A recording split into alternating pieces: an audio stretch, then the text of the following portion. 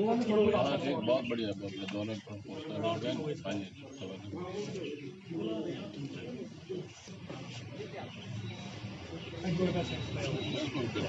बिल्कुल जरूरी था ये भी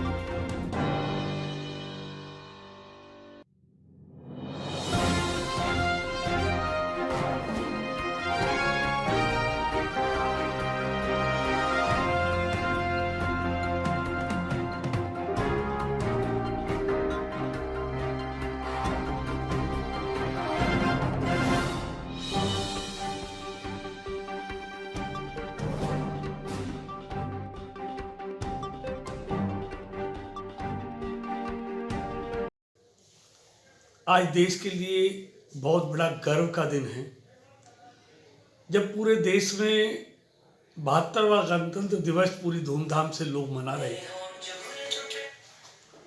थे। ऐसे समय में दिल्ली में हिंसा करना, उपद्रव करना, ये देश के लिए बहुत दुर्भाग्य की बात है।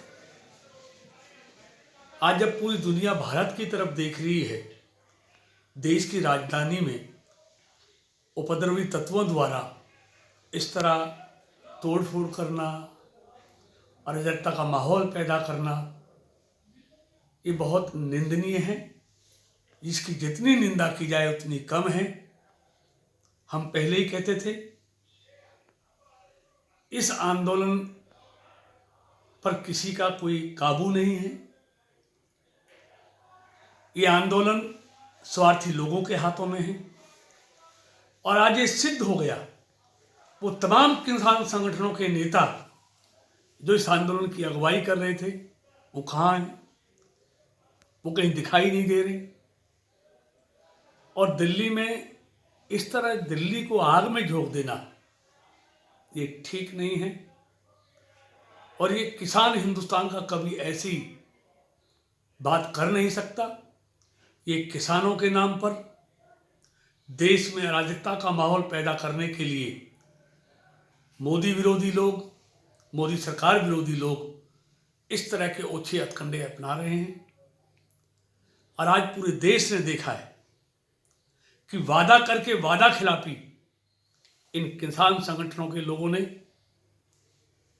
पुलिस प्रशासन से और सरकार से की है। ये यकीन करने के काबिल इन्होंने अपना आप को नहीं छोड़ा है।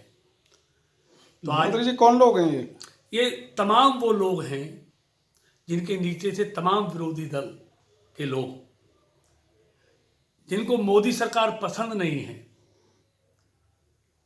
जो मोदी सरकार को अस्थिर करना चाहते हैं, लोगों की चुनी हुई सरकार में जिनका विश्वास नहीं है, जिनको लोगों ने वोट की चोट मारी है, वो किसानों के नाम पर इस तरह का माहौल पैदा करना चाहते हैं जो ठीक नहीं है। आज किसान लोकतंत्र में हर किसी को अपनी बात करने का अधिकार है, शांतिपूर्ण ढंग से धरना देने का अधिकार है, प्रदर्शन करने का अधिकार है। लेकिन लोकतंत्र में लाठी तंत्र के लिए कोई स्थान नहीं है। आज इन्होंने लोकतंत्र की धज्जियां उड़ाई हैं, सरकार के और पुलिस प्रशासन के विश्वास को तोड़ा है। लाल किले के ऊपर जो झंडा फहराया पार्टी, ये इससे ज्यादा शर्मनाक बात कोई दूसरी हो नहीं सकती कि जिस लाल किले पर देश के स्वाभिमान का प्रतीक तिरंगा लहराया जाता है, वो तिरंगे की जगह पार्टियों के झंडे फहराना, धार्मिक झंडे फहराना, ये मैं समझता हूँ इससे ओछी बात, इससे देश विरोधी बात और इससे देश विरोधी मानसिकता का पता चलता है। ये देश विरोधी मानसिकता वाले लोग हैं, इनका लोकतंत्र में विश्वास नहीं है। ये अराजकता के माहौल पैदा कर इस देश के भाईचारे को समाप्त करना चाहते हैं।